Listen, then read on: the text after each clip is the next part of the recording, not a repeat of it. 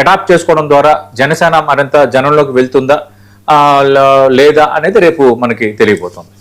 Sir, సిజేపీ సంచలనం ఒక్క భారతదేశానికే కాదు మొత్తం అంతర్జాతీయంగా చాలా దేశాలని ప్రభావితం చేసింది అనడానికి మరో ఎగ్జాంపుల్ ఇప్పుడు పాకిస్తాన్లో బొద్దింకల పార్టీ పాకిస్తాన్ అని ఆవిర్భవించింది సార్. ఇది ఆన్లైన్ వేదికగా యాక్టివిటీస్ అయితే స్టార్ట్ చేసింది. అక్కడ ఉన్నటువంటి అనేక సమస్యలను లక్ష్యంగా చేసుకుని వారి యాక్టివిటీస్ ఉన్నాయి సార్. సో దీన్ని ఎలా చూడాల్సి ఉంటుంది? ఈ విధమైనటువంటి స్ప్రెడ్డింగ్ ఈ రకంగా తట్టుకుని నిలబడగలుగుతుందా ఇది? అంటే ఇప్పుడు ఇది కాక్రోచ్ అనే భారత ప్రధాన న్యాయమూర్తి సూర్యకాంత్ మిశ్రా ఏ సందర్భంలో వ్యాఖ్య చేశారో కానీ, అంటే సందర్భం తెలుసు, ఆయన అడ్వకేట్కి సంబంధించి ఏదో చేశారు. కానీ ఏదైతే అది అనేది ఒక పెద్ద ఉద్యమానికి కారణమైపోయి ఒక పార్టీ కారణమైపోయిందని మనం ముందు అనాలిసిస్ లో మాట్లాడుకున్నాం. ఇదేంటంటే ఇది ఒక ఫేవర్ లాగా మారిపోయింది. ఇప్పుడేంటి కాక్రోచ్ పార్టీ పాకిస్తాన్ అంటూ న్యూయార్క్ లో చదువుకుంటున్న సల్మాన్ తరార్ అనే ఒక సాధారణ పాకిస్తాన్ విద్యార్థి ఒక అంశాన్ని ఇప్పుడు ప్రస్తావించాడు. మనం కూడా పోరాడాలి అని అంటున్నాడు. కెనడా కేంద్రంగా ఇన్స్టాగ్రామ్ లో క్రియేట్ చేసిన ఈ పేజ్ చూస్తుండగానే సేమ్ ఇక్కడ ఎలా అయితే కాక్రోచ్ పార్టీ అని పెట్టారు, సిజేపీ అని పెట్టారు, ఇక్కడ ఎలా అయితే ఒక మూమెంటం వచ్చిందో అక్కడ కూడా అలాంటి మూమెంటం అనేది ఇప్పుడు స్టార్ట్ అయింది. యాక్చువల్ గా అసలు అలాంటి చోట బలంగా ఈ కాక్రోచ్ లాంటి మోడల్స్ రావచ్చు.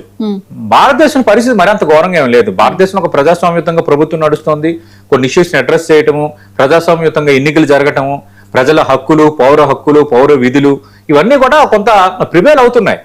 కానీ ఇప్పుడు పాకిస్తాన్ లో రాజకీయం అంటే వారసత్వమే, లేదంటే సైన్యం అరాచకమే. ఈ రెండే మనకి కనిపిస్తాయి. మీరు చూడండి, భుట్టోల నుంచి అందరూ ఇంకా భుట్టోలే ఉంటారు. తర్వాత షరీఫ్ ఫ్యామిలీ కంటిన్యూ అవుతుంది. అంతకుముందు కానీ ఇప్పుడు ప్రధాని కానీ ఇద్దరు అన్నదమ్ములు. అలాగే ఇమ్రాన్ ఖాన్, ఇవన్నీ మోడల్స్ కూడా అవే. ఇప్పుడు ఏంటంటే ఇమ్రాన్ ఖాన్, జైల్లో ఉన్న ఇమ్రాన్ ఖాన్ మొదలుకొని ఇప్పుడు షహబాజ్ షరీఫ్ ఉన్నారు. వీళ్ళ వరకు కూడా ఎంత వాళ్ళు ప్రధానులైనా, వాళ్ళు ఎంత అధ్యక్షులైనా, ఏదైనా అక్కడ సైన్యం కనుసన్నల్లోనే అంతా జరుగుతుంది. ఆసిఫ్ మునీర్ పేరు ఎందుకు ప్రముఖంగా వినిపిస్తోంది? మన ఆర్మీ చీఫ్ పేరు ఎక్కువగా వినిపిస్తుందా? లేదు. ఎందుకు వినిపించదు? ఇక్కడ వ్యవస్థలు ఎవరు వ్యవస్థలు? రాష్ట్రపతి విధులు రాష్ట్రపతి, ప్రధాని విధులు ప్రధాని, అలాగే ముఖ్యమంత్రులు, రాష్ట్రాలు, ఆ వ్యవస్థలు ఇవన్నీ నడుస్తూనే ఉన్నాయి. కానీ అక్కడ ఏంటంటే ఆసిఫ్ మునీర్ పేరు ప్రముఖంగా వినిపిస్తుంది. ఆసిఫ్ మునీర్ ని ట్రంప్ పిలిచి లంచ్ మీటింగ్ ఆహ్వానిస్తాడు. ఇక్కడ ఎక్కడైనా అలా జరుగుతుందా? జరగదు. అంటే అక్కడ సైన్యం ఎంత ఇంపాక్ట్ చూపిస్తుంది, సైన్యం డైరెక్షన్ లోనే అక్కడ ప్రభుత్వాలు నడుస్తాయి. అలాంటి చోట కాక్రోచ్ లాంటి వాళ్ళు వచ్చి ప్రశ్నించవచ్చు అక్కడ హక్కుల కోసం. ఇప్పుడు అందుకే వీళ్ళు ఇప్పుడు ఏమంటున్నారు, యూనిటీ, ఫెయిత్, డిసిప్లిన్ అనే నినాదంతో ఇప్పుడు ఈ పాకిస్తాన్ కాక్రోచ్ పార్టీ పాకిస్తాన్ అనేది ముందుకు వచ్చింది.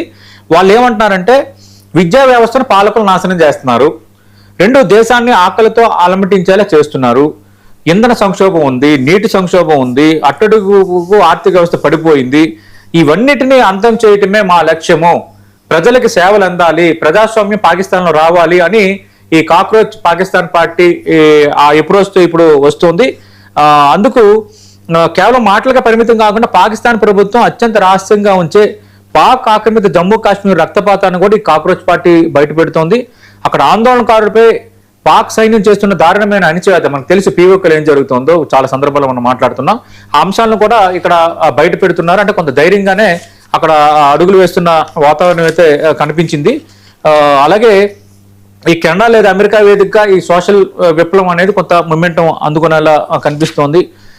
ఆసిఫ్ మునీర్ మార్క్ అణిచివేత, భారత్ లో కాక్రోచ్ జనతా పార్టీకి పాకిస్తాన్ నుంచి కూడా మద్దతు లభించడం, ఇలాంటి అంశాలు అనేవి పెద్ద ఇష్యూ అయిపోయాయి. ఇక్కడ కూడా కొంత వీళ్ళు ప్రొవోక్ చేశారనేది ఇష్యూ వచ్చింది. కానీ ఇది వేరు. ఇక్కడ ఏంటంటే ఈ కాక్రోచ్ పార్టీ పాకిస్తాన్ అనేది పాకిస్తాన్ కి సంబంధించిన అంశాలపై మాట్లాడుతుంది కాబట్టి ఒక రకంగా ఈ కాక్రోచ్ అనే మోడల్ అయితే విస్తరిస్తోంది. ఈ యూత్ మోడల్ కొంత దానికి అట్రాక్ట్ అవుతున్నారు. ఇది ఏదైనా ఆ దేశాలకు మేలు చేసేటట్టుగా ఉండాలి. మన దేశంలో ఒక ఇష్యూ రేజ్ చేశారు, వాళ్ళ చేసిన డిమాండ్ సహేతుకమని చెప్పాము, కానీ వాళ్ళ ఆందోళనలు వ్యవహరించిన తీరుని అందరూ క్వశ్చన్ చేశారు. ఇప్పుడు పవన్ కళ్యాణ్ ఎందుకు హట్ అయ్యారు? ఈ ఆందోళనలో భాగంగా ఈ ఉద్యమం వచ్చిన తర్వాత కొందరు మోడీ ఫ్యామిలీని ఉద్దేశించి చేసిన వ్యాఖ్యల నేపథ్యంలో పవన్ ఫీల్ అయ్యారు, అలాంటి వ్యాఖ్యలు చేశారు. ఆ పాకిస్తాన్ లాంటి వాతావరణం అయితే ఇక్కడ అంతగా లేదు కదా. కానీ ఇప్పుడు పాకిస్తాన్ లాంటి దేశాల్లో ఇలాంటిది అవసరం. నిజంగా అక్కడ హక్కులు లేవు, అభివృద్ధి లేదు, ఆకలి విలయతాండవం చేస్తోంది, కరువు రక్కసి కోరలు చేస్తోంది, ఇలాంటి వాతావరణం ఉంది.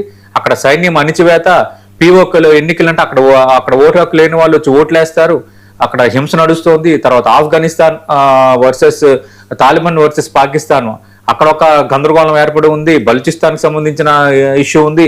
ఇలా రకరకాల ఇష్యూస్, రకరకాల గందరగోళాలతో అక్కడ దేశ ప్రజలంతా ఏంటో అన్నట్టుగా ఒక అయోమయంగా బతుకుతున్నారు పేదరికంలో.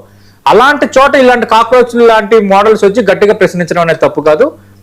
బట్ చూద్దాం ఇక్కడ ఇంకా ఎంత ఇంపాక్ట్ చూపించబోతుందో. సార్, అమెరికా పర్యటనలో ఉన్న నెతన్యాహుని అరెస్ట్ చేయాలి అంటూ మేయర్ జోహ్రాన్ మహ్మూద్ ఒక సంచలన డిమాండ్ చేశారు సార్. ఇప్పుడు పరిస్థితి న్యూయార్క్ మేయర్ వర్సెస్ నెతన్యాహు అన్న విధంగా ఉంది. పరిస్థితి ఎందుకు ఈ పరిస్థితి వచ్చింది? ఈ వ్యాఖ్యల్ని అసలు ఇప్పుడు సమస్య ఏంటంటే అసలు అంతర్జాతీయ క్రిమినల్ కోర్టు నెతన్యాహుపై అరెస్ట్ వారెంట్ ఎందుకు జారీ చేసింది